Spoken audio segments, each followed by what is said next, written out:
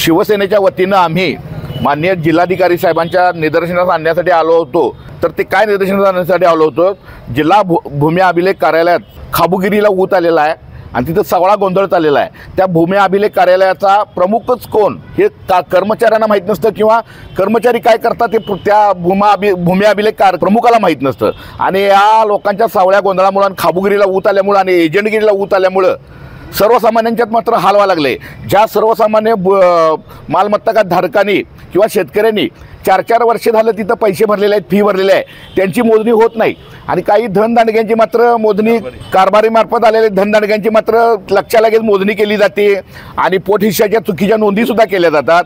आणि त्याशिवाय ह्यांच्या चुकीच्या कारभारामुळं सर्वसामान्यांच्यात इथं शेतकरी अतिशय संवेदनशील असतो बांधावरच्या झाडाबद्दल सुद्धा, आणि ह्या लोकांच्या चुकीमुळे बांधावर राहून सर्वसामान्य शेतकऱ्यांच्यात काट्याकोरडीनं भांडणं होण्याची शक्यता आहे।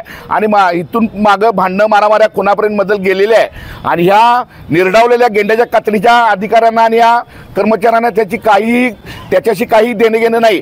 पण आमच्याकडे शिवसेनेकडे सर्वसामान्यांच्या या तक्रारी आलेल्या आहेत आणि माननीय जिल्हाधिकारी साहेबांच्याकडे आम्ही त्याचं निवेदन दिलेलं आहे, इशारा दिला आहे। येत्या जर 8 दिवसात ह्या करा दिला आहे, येत्या जर 8 दिवसात ह्या भूमी अभिलेख कार्यालयाच्या प्रमुखांच्यावर किंवा तिथल्या लोकांची चौकशी करून त्यांच्यावर योग्य ती कारवाई केली नाही तर आम्ही भूमी अभिलेख कार्यालयाला टाळं ठोकणार, कुलूप घालणार आणि मी काय व्हायचं होईल ते आमची जबाबदारी।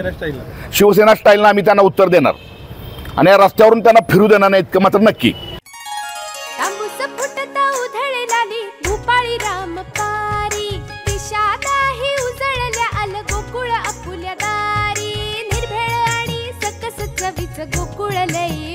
गोकुळची दर्जेदार दुग्ध उत्पादने।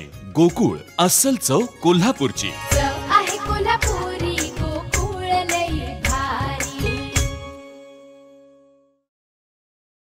अशाच नवनवीन अपडेट पाहण्यासाठी आमच्या कोल्हापुरी कारभार म्हणजेच KK न्यूज चॅनेलला सबस्क्राईब करा।